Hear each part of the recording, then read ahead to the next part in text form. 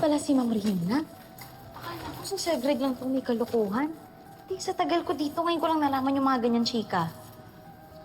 Oo, pero alam mo, hindi ko na rin naabutan yun. Naalala ko lang kasi nga naichika yun sa akin ng very slight ni Manang Yoli. Grabe naman awayin ni Sir Greg si Sir Edward.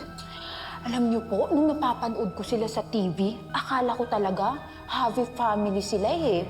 Perfect family. Siyempre, yun talaga ang gusto niyang makita na ibang tao.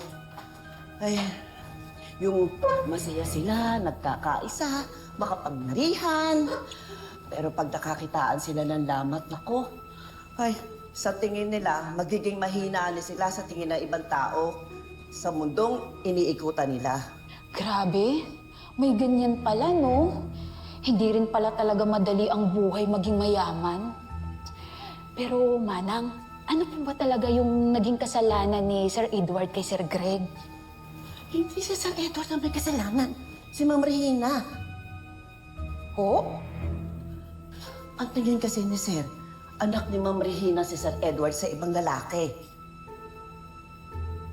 Ibig kong sabihin, may kalaguyo si Ma'am Regina? Sabi ko na nga, Be, kaya hindi pwedeng basta ganun lang si Sir Greg kila Ma'am Rina tsaka kay Sir Edward eh. Alam mo, sabi sa akin ni Manang Yoli, napakarami daw talagang sikreto ng pamilyang to. Hoy, hindi ko sinabi yan, ha? Ang sabi ko sa'yo, ang tingin ni Sir Greg. Siguro kaya ganun siya sa bunso nila. Malay natin, totoo nga yung chismis. Naku! Pero te, bakit nakikagalit si Ma'am Regina? Eh, di ba nga nanggagaliiti siya sa tuwing magbibintangan niya si Sir Greg regarding dun sa mga chuching niya? Ano yun? Ipokrita lang siya. Ewan, siguro gumaganti. Ay, naku. O, tingnan mo nga yan. Sa tingin mo, gumaganti kaya yun si Ma'am Regina? Eh, hindi ko na alam. Ang dami siya lang ganap sa bahay na to. Ang gulo-gulo, di ba? Ayun na nga.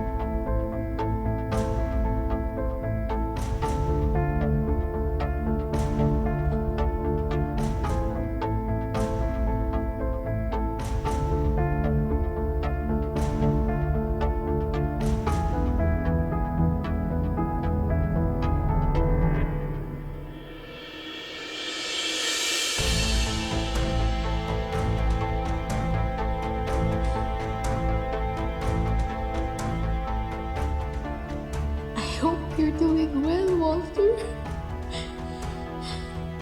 I'm so sorry sa naging kasalanan ko sa'yo.